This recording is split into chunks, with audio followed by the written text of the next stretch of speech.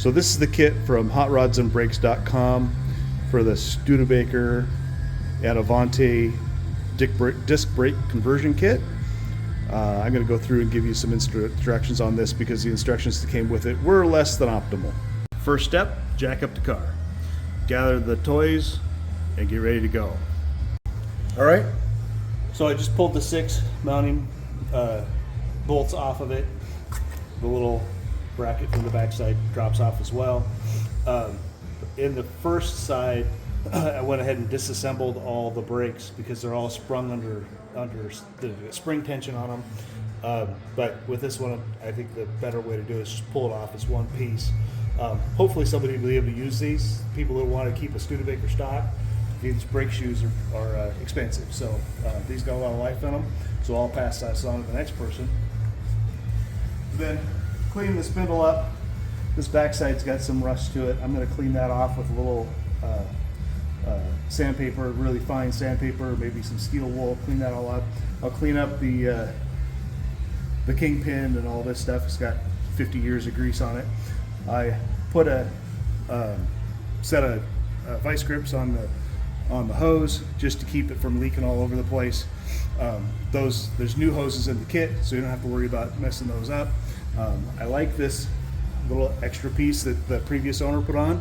I think I'll probably do something like that if I see any wear parts on the new setup. But that's the next step. Let's get it cleaned up, make it look like we care. Okay, so we got it pretty cleaned up. This is a good time to inspect all the suspension points, grease them if they need to be greased, which they probably do, but we'll get to that later. Now it's time to do the fun part of heating up the new spacer and fitting it on there. If it's cold, it doesn't go on all the way. We're going to heat it up to about 180 degrees, and then it'll slip right on like butter. As it cools, it'll create that interference fit that keeps it in place.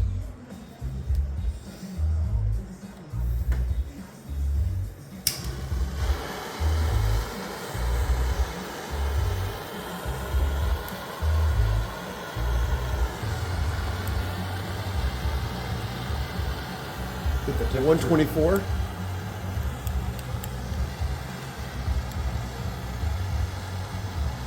Well, don't take the temperature while there's a flame on it. Oh, all right. You get the temperature of the flame. I bet it's hot.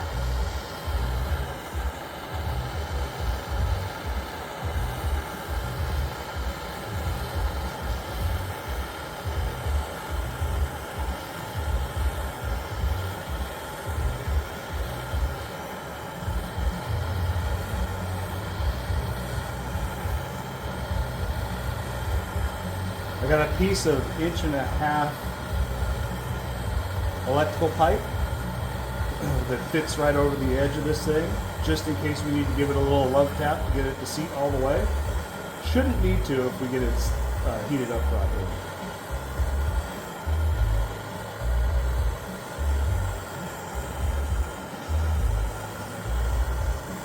The instructions do say to get this red hot. I didn't need to do that on the other one. We shouldn't need to have to do that on this one. But it's got to be hot.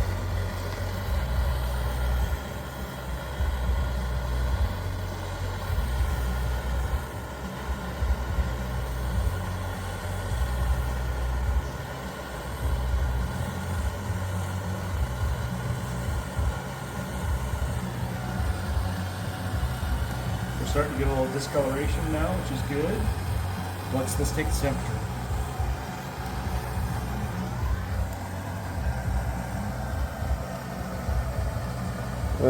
Looking like 225.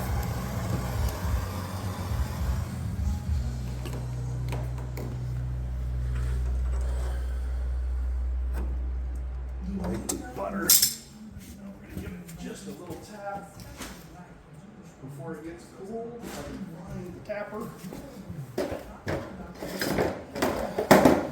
Just to ensure. Yeah, that feels good. All right, this is the bracketry that came with the kit. This is one of the 2 pieces that makes this kit worth buying. This slips in behind this backing plate, just like that. So prior to putting this on there, You gotta drill these holes out just a little bit because the tolerances are really tight if you don't, and it won't, it's tough to get it to fit properly.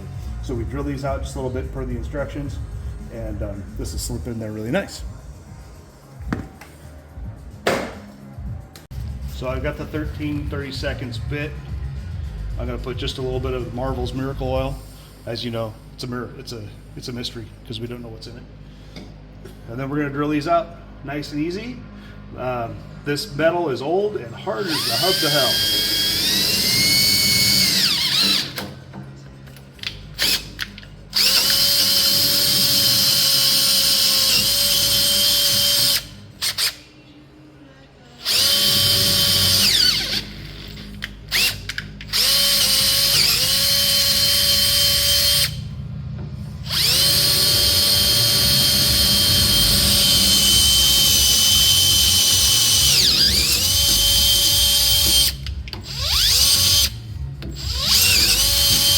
You want to make sure to get this all nice and cleaned up so that none of those metal parts get involved with your bearings, because that would be bad. All right, little red Loctite. That was clear in the instructions. And then this bracket, see the spacers? Spacers go on just like that.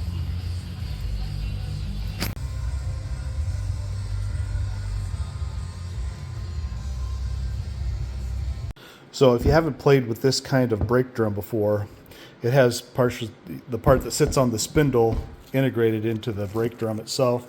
So you got to put the bearings in there and a seal on the outside of it. So if you haven't done this before, look up some YouTubes on how to pack wheel bearings, because I'm not going to do it. It makes a mess. But one of the things that threw me off on the driver's side was that the race that comes with the bearing is already installed in this brake drum, the brake rotor. So you can just slip that right in there. It fits in where it goes. And then the seal goes on top of this, and the inner part of that seal goes on the spacer that we just put on the spindle. I used the 2-inch terminal adapter from the electrician's aisle in the Home Depot. We just set that on there, pound it in, goes in nice and easy. That's the next step. So I'm going to pack some wheel bearings. They say that if you have a vacuum sealer, that works good for wheel bearings. Haven't tried it, but it's sure be a lot cleaner than what I'm about to do. So that looks like it's seated down there nice all the way around. Doesn't take much. Just got to beat it into submission. So I cleaned the back side of the disc with a little brake clean, get that surface crap off it that they ship it in to keep it from rusting. Got that cleaned off on the outside. Be careful with that. You don't want to get brake clean in this grease, because that stuff's going to break it down and not be gooderish. So just put it on a rag, wipe the thing down.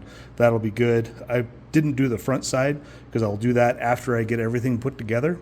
It's just hard to get to the back side of the caliper with brake clean once it's installed. But like I say, the thing I don't want to do is get brake clean involved in the grease for my bearings, because I want to make sure those bearings last at least as long as they're supposed to. Spindle prepped with some new grease. Now I'll slide that rotor on there and put the outer bearing in, then with the castle nut and 2 washers.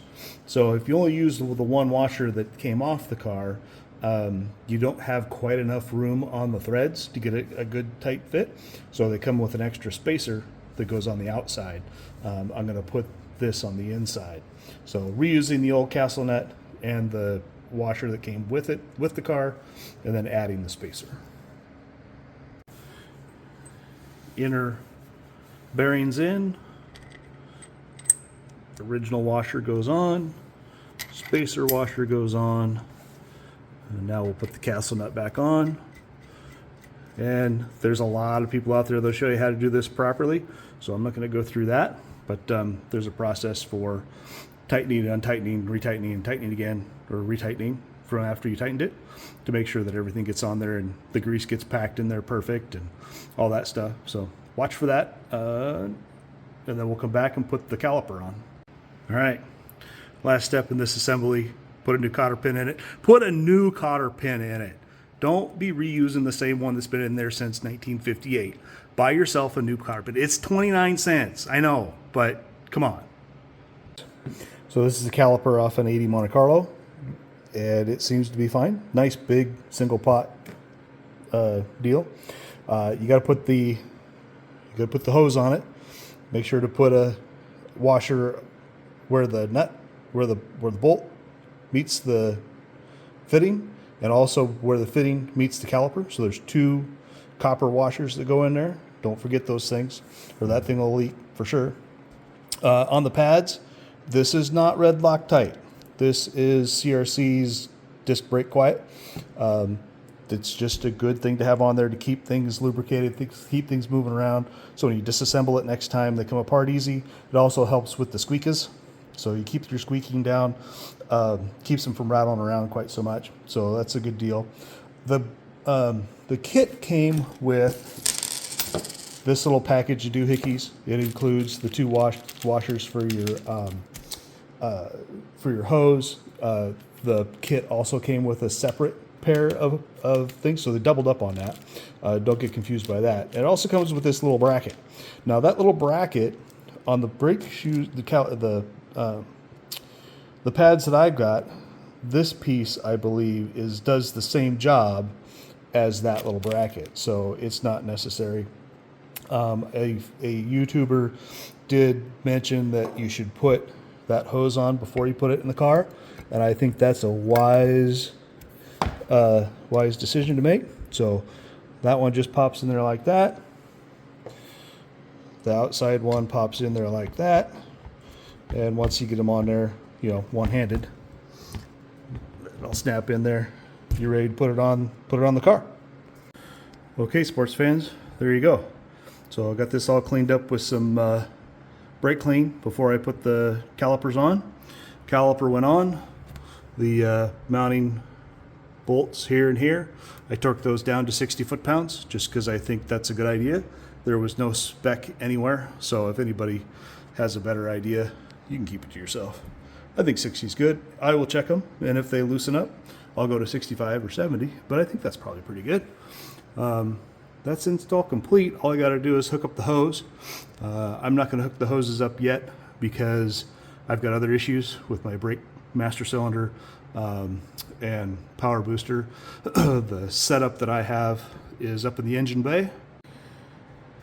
And my best guess is that that's out of a 73 Mustang Maverick, Fairmont, bunch of other stuff. Probably not going to do what I want to do with a disc drum setup. That's really designed for a drum setup. And so I'm going to be changing that, the proportioning valve. I'm going to talk to some peoples and see if the vacuum booster can house the version of this same master cylinder that was for the disc drum setup, and make it right instead of trying to do all the proportioning valves and the stuff that you got to put in the line to make this master cylinder work. I think it's a better idea just to change out the master cylinder, make sure it's right. I'm also going to put together some sort of a bracket to fix that jaunty angle that it's at. I don't think that looks quite right, so we'll fix that too, but that's for a later day.